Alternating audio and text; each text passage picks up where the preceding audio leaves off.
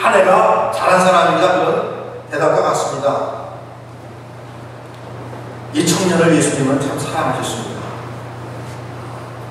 한 번 보면 사람 됨됨이와 그 사람의 과거까지도 꿰뚫어 아시는 전능하신 주님께서 이 청년에게 영생의 길을 지셨습니다.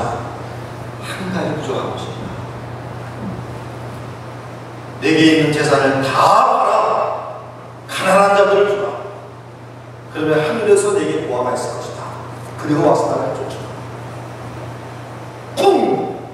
너무나도 충격적인 예수님의 말씀이 그에게 떨어진 것입니다.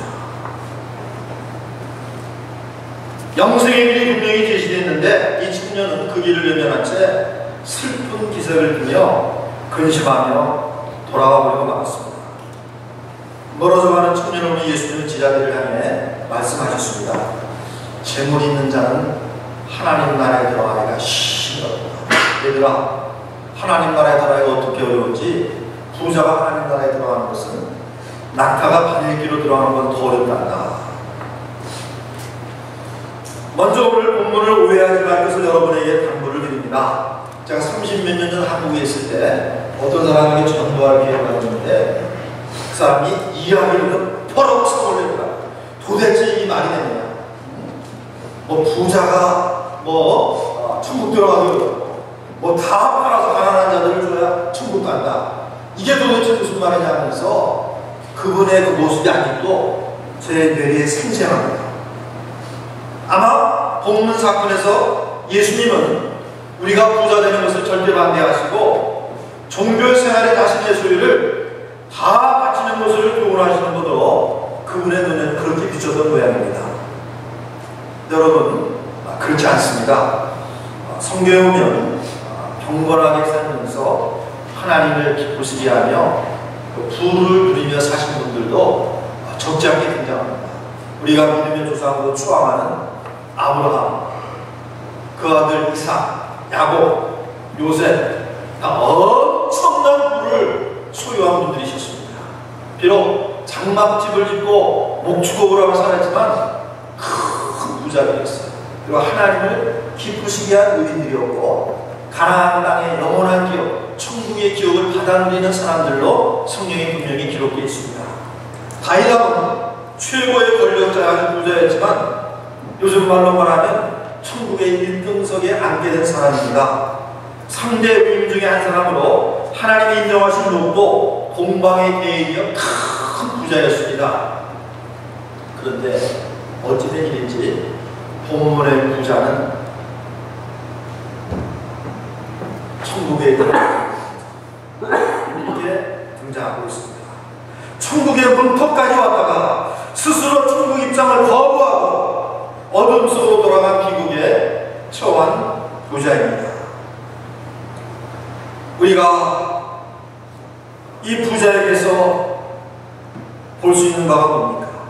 이 부자 청년의 비극이 무엇입니까? 우리가 오늘 그것을 살펴보면서 이 물질주의 사이에서 모두가 다 부유하게 되기를 열망하는 이 사이에서 우리가 귀중한 교훈을 받아야 되겠습니다. 이 부자 청년의 비극이 뭡니까? 부자인데도 불구하고 불안한 나날을 보내고 있다는 것입니다.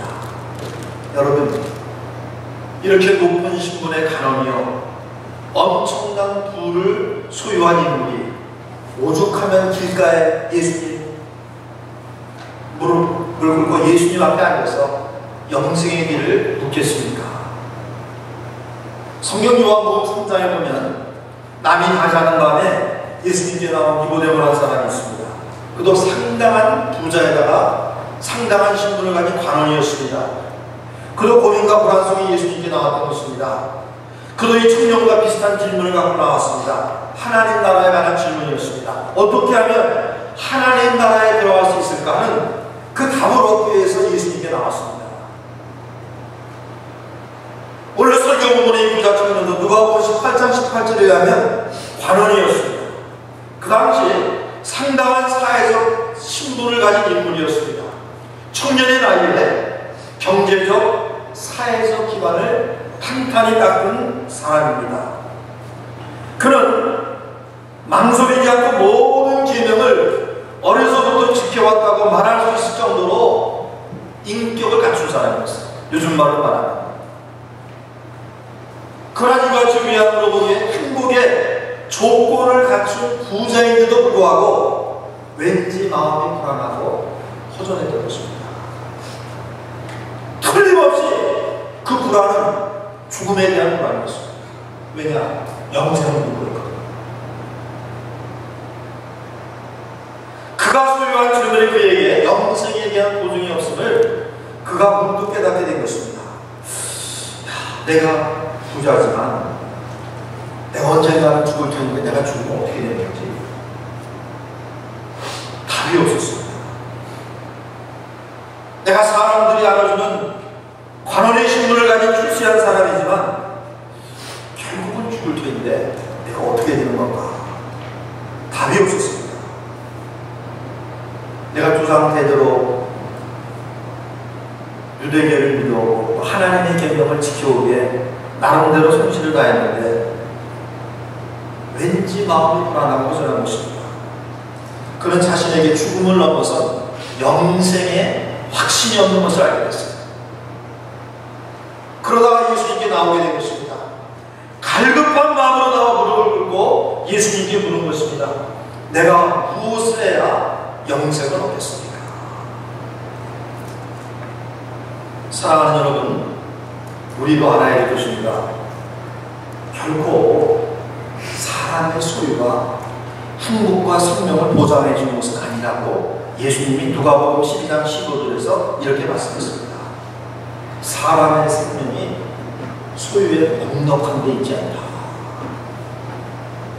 여러분, 속지 맙시다. 사람의 생명과 행복이 결코 물질적인 부여에 있지 않습니다. 그런 줄 알고 살다가는 이 부자가 당한 비극을 그대로 당하게 될 것입니다. 여러분, 우리가 떠나온 조국 한국을 보세요.